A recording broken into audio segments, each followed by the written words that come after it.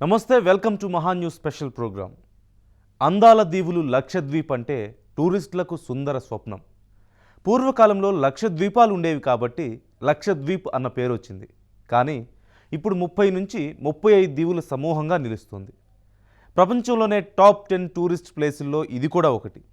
అటువంటి లక్షద్వీప్ ఇప్పుడు వివాదాల్లో నిలుస్తోంది. అభివృద్ధి కోసం అక్కడ చేపట్టిన కొన్ని విధానాలను స్థానికులు వ్యతిరేకిస్తున్నారు. దీంతో సేవ్ లక్షద్వీప్ పేరుతో ఒక ఉద్యమమే మొదలైంది. ఈ ఉద్యమం ఏంటి, దీని పూర్వపరాలు ఏంటి, పర్యవసానాలు ఏ విధంగా ఉండబోతున్నాయన్నది ఇప్పుడు చూద్దాం.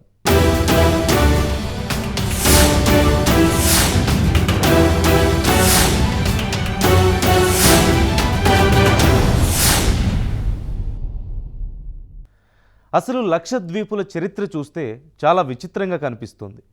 వందల సంవత్సరాల క్రితం దీనిని కేరళ మహారాజులు పరిపాలించేవారు. 18వ శతాబ్దిలో అక్కడ తీవ్రమైన తుఫాన్ ఏర్పడి ప్రజా జీవితం చిన్నాభిన్నమైంది. నిర్వాసితులను ఆదుకునేందుకు అక్కడ ఓడరేవులు, మౌలిక సదుపాయాలు సమకూర్చడం కోసం అప్పటి రాజు చిరాక్కల్ బ్రిటిష్ ప్రభుత్వం దగ్గర అప్పు చేశారు. ఆ అప్పుకి వడ్డీ మీద వడ్డీలు పేరుకొని పోవడంతో తనఖా కింద ఉంచినటువంటి లక్షద్వీపాలను బ్రిటిష్ వారికి ఇచ్చేయాల్సి వచ్చింది. ఆ విధంగా ఆక్రమించుకున్నటువంటి ఆ ప్రాంతాన్ని ఒక విడిది ప్రాంతంగానే చూస్తూ వచ్చారు. చివరకు భారత్కు స్వాతంత్రం వచ్చాక 1956లో ఇది కేంద్రపాలిత ప్రాంతంగా ఏర్పడింది.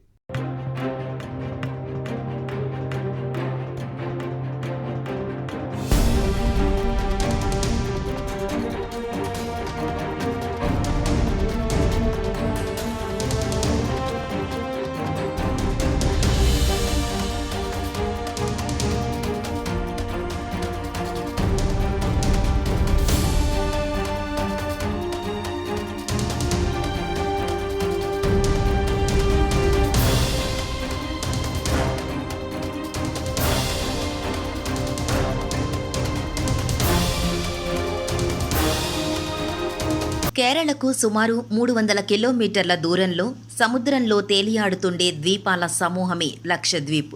సుమారు 30-35 ద్వీపాల సమూహంగా నిలుస్తుంది. బ్రిటిష్ వారి కాలం నుంచి కూడా దీనిని విడిది ప్రాంతంగానే చూస్తూ వచ్చారు. అందుచేత బ్రిటిష్ వారు తెలివిగా ఇక్కడ ప్రజలను అజ్ఞానంలో, అంధకారంలో నింపేశారు. మెయిన్లాండ్ నుంచి వచ్చే అతిథులకు సేవలందించడం, సముద్రంలో చేపలు పట్టి తెచ్చుకోవడానికే పరిమితం చేశారు. దీంతో అదే పంథా కొనసాగుతూ వచ్చింది.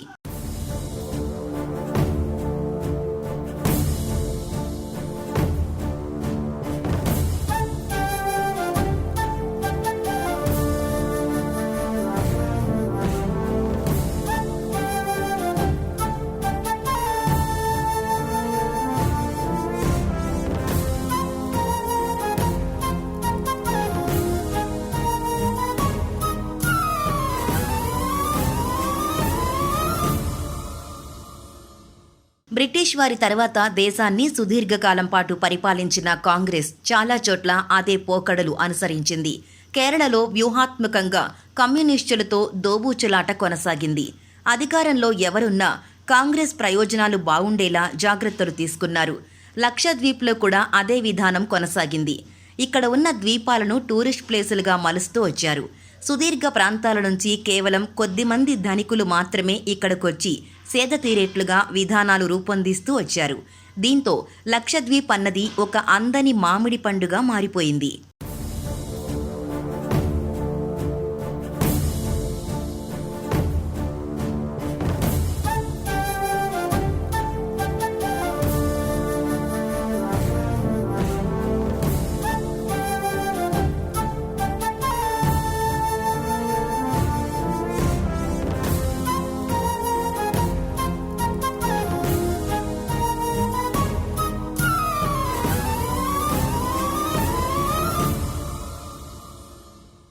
ఇక్కడ పెద్ద ఎత్తున ద్వీపాలు ప్రకృతి అందాలతో అలరారుతుంటాయి.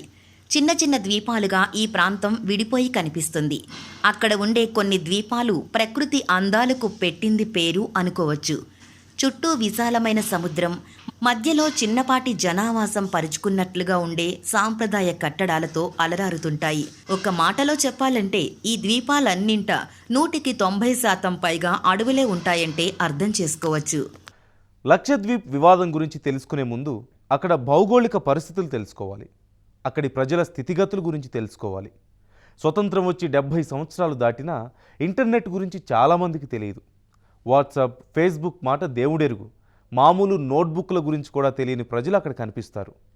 కేవలం సముద్రం మీద చేపల వేట తప్ప మరో ప్రపంచం ఉంటుందని తెలియకుండానే జీవితాలు గడిచిపోతుంటాయి.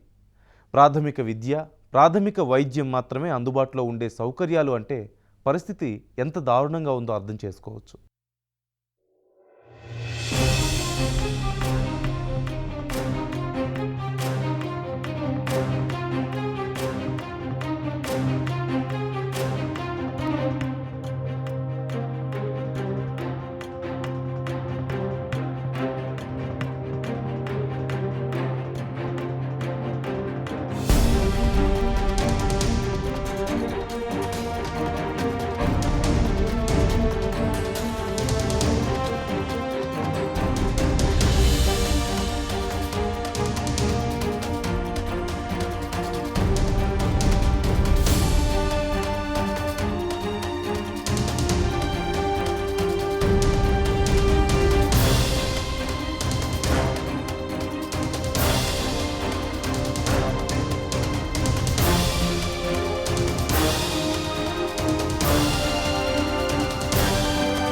నూటికి 100% అక్షరాస్యత సాధించిన కేరళ ఒకవైపు, అదే అరేబియా సముద్రాన్ని ఆనుకుని అభివృద్ధికి దూరంగా మగ్గిపోతున్న లక్షద్వీపాలు మరోవైపు కనిపిస్తాయి. భారతదేశం మ్యాప్లో విసిరేసినట్లుగా ఉండే లక్షద్వీపాలు భౌగోళికంగా చాలా విచిత్రమైనవి. ఈ దీవుల్లో కూడా 12 మాత్రమే పగడపు దీవులు. ఇవే అద్భుతమైన ప్రకృతి అందాలతో అలరారుతుంటాయి. మిగిలిన వాటిలో చాలా వరకు దీవులు సముద్రంలో మునిగిపోయి ఉంటాయి. అందుచేత అక్కడ చెట్టు చేమ తప్ప మనుషులు నివసించేందుకు వీలే ఉండదు. అక్కడ జీవ వైవిధ్యం మాత్రం అద్భుతంగా ఉంటుంది. బంగరం, కడమ ద్వీపాలు పర్యాటకుల్ని ఆకర్షించడంలో ప్రత్యేకత కలిగున్నాయి. ఇందులో బంగారం ద్వీపం గురించి ప్రత్యేకంగా చెప్పుకుని తీరాలి. సముద్ర తీరంలో వృక్ష సంపద పర్యాటకులకు కనువిందు చేస్తుంది. స్కూబా డైవింగ్, విండ్ సర్ఫింగ్ వంటి ఆకర్షణలు కనువిందు చేస్తున్నాయి. లక్షద్వీప్ దీవుల్లో మనుష్య సంచారం లేని చిన్న చిన్న దిబ్బల్లాంటివి లెక్కలేనన్నుంటాయి. కొన్ని దీవుల్లోకి పగడాల వేటగాళ్లు మాత్రమే అడుగు పెడుతుంటారు. ఈ ద్వీపాలలో 10 మానవ నివాసిత ద్వీపాలు, 17 మానవరహిత ద్వీపాలు, అతి చిన్న ద్వీప సముదాయాలు అగుపిస్తాయి.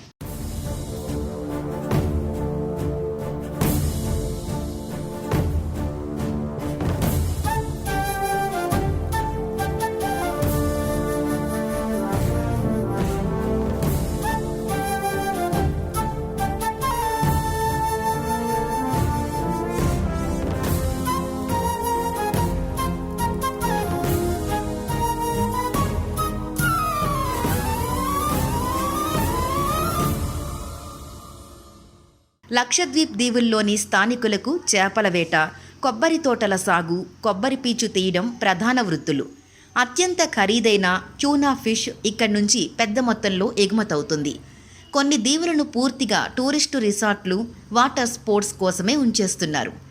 ఆగట్టిలో ఉన్న విమానాశ్రయం, మరికొన్ని ఓడరేవులు మాత్రమే రవాణా కేంద్రాలుగా నిలుస్తాయి. ఇదంతా నాణేనికి ఒకవైపు. కానీ అక్కడ ప్రజానీకం పరిస్థితి మాత్రం చాలా దయనీయం. 180% మందికి పైగా అభివృద్ధికి నోచుకోకుండా మత్స్యకార గ్రామాల్లోనే గడిపేస్తుంటారు. ఇటువంటి వారిని ఆదుకోవడం అన్నది కత్తి మీద సాములా మారుతోంది.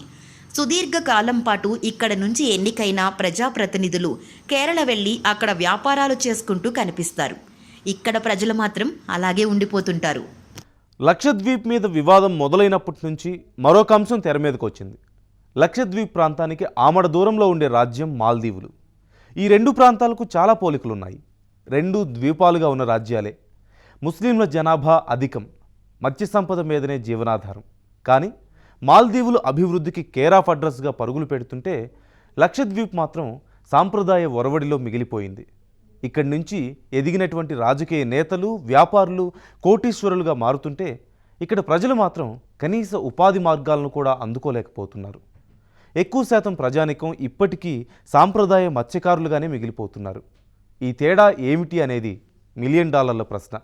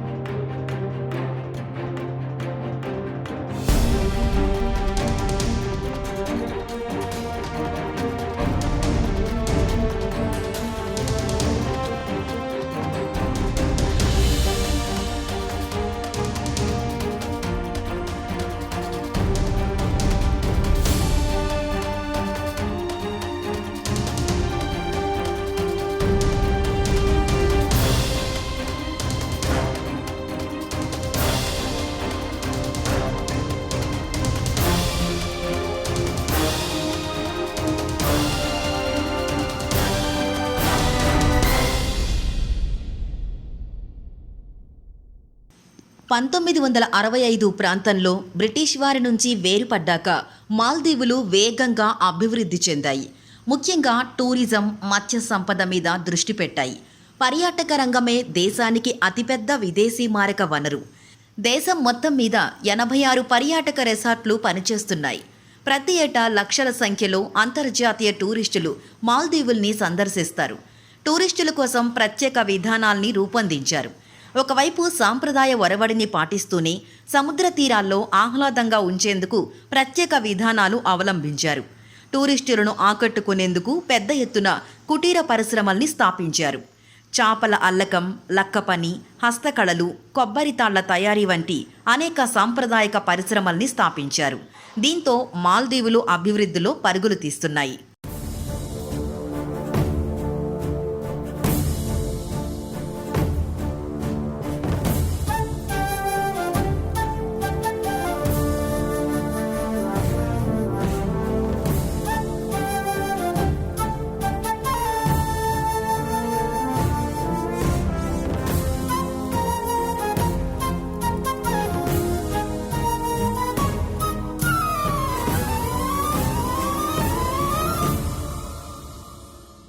ఇక లక్షద్వీప్ విషయానికి వద్దాం. ఇక్కడకు విదేశీ పర్యాటకులకు నేరుగా అనుమతి లేదు. భారతదేశానికి టూరిస్టు వీసా మీద వచ్చినప్పటికీ లక్షద్వీప్లో అడుగుపెట్టేందుకు తిరిగి ప్రత్యేక అనుమతులు తీసుకోవాల్సి ఉంటుంది. అంతేకాదు, భారత్ నుంచి వచ్చే టూరిస్టులు కూడా ముందుగానే అనుమతి తీసుకుని అక్కడ అడుగు పెట్టాలి. కొన్ని ప్రాంతాల్లో మాత్రమే స్వేచ్ఛగా తిరిగేందుకు అంగీకరిస్తారు. కొన్ని దీవులకు అందర్నీ అనుమతించడం లేదు. ఇప్పటికీ ఇక్కడ టూరిజం రంగం పూర్తిగా స్థానిక అధికారులు, ప్రజాప్రతినిధుల చేతిలోనే ఉండిపోయింది. దీంతో టూరిస్టులను ఆకర్షించేందుకు అవసరమైన వినూత్న విధానాలు, పద్ధతులను ప్రవేశపెట్టడానికి వీలు లేకుండా పోతోంది.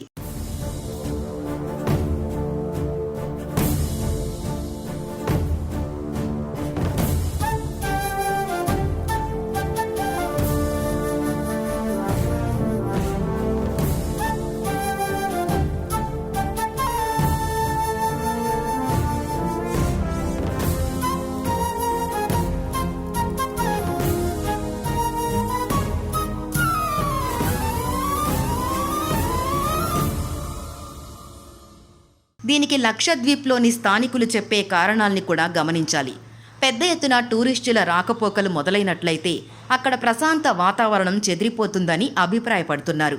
అందుచేత టూరిజంను పరిమితంగానే అనుమతించాలని చెబుతున్నారు. అటు మత్స్య పరిశ్రమలోనూ సాంప్రదాయ విధానాల్ని ఇప్పటికీ అనుమతిస్తుంటారు. ఇక్కడ ఫిషరీస్ వ్యాపారం మీద కొచ్చిన్ వ్యాపారుల గుత్తాధిపత్యం కొనసాగుతుంది. అందుచేత ఖచ్చితంగా సముద్ర ఉత్పత్తుల్ని కొచ్చిన్కే తరలించాల్సిన పరిస్థితి నెలకొంది. ఇటువంటి పోకడలతో లక్షద్వీప్ పరిస్థితి ఎక్కడ వేసిన గొంగళి అక్కడ అన్న చందంగా మారింది. మహా న్యూస్ స్పెషల్ ఫోకస్లో ఒక చిన్న బ్రేక్ తీసుకుందాం.